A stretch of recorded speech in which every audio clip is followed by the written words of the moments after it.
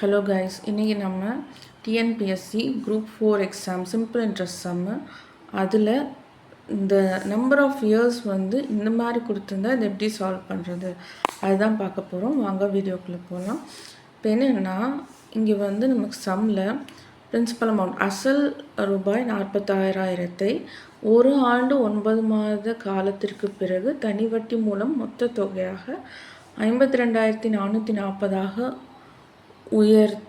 உயர்ந்தது எனில் வட்டி வீதத்தை காண்க. இதில் நமக்கு வட்டி வீதம் ரேட் ஆஃப் இன்ட்ரெஸ்ட் கண்டுபிடிக்க சொல்லியிருக்காங்க. அது இல்லாமல் பார்த்திங்கன்னா நமக்கு பிரின்சிபல் அமௌண்ட்டும் கொடுத்துட்டாங்க. அதுக்கப்புறம் வர நமக்கு ஒரு வருஷம் 9 மாதம் கழித்து வர அந்த அமௌண்ட்டும் கொடுத்துருக்காங்க. ஆனால் பார்த்திங்கன்னா என்ன சொல்கிறது, அந்த இன்ட்ரெஸ்ட் அமௌண்ட் எவ்வளோன்னு நமக்கு கொடுக்கல, ரேட் ஆஃப் இன்ட்ரெஸ்ட்டும் கொடுக்கல.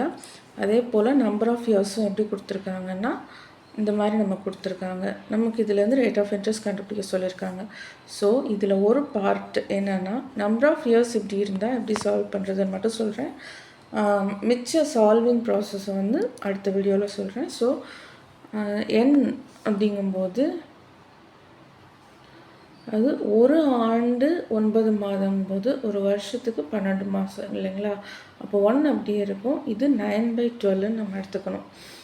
இப்போது இதை சிம்பிளிஃபை பண்ணி பாருங்கள். இது ரெண்டுமே தேர்ட் டேபிளில் போகும் இல்லையா? 3 3s are 9, 3 4s are 12. அப்போ எனக்கு 1 3/4 வரும்.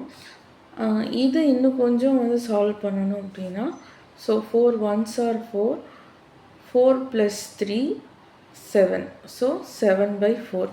இப்படி தான் நம்ம இந்த நம்பர் ஆஃப் இயர்ஸை இந்த சம்மில் எடுத்துக்கணும்.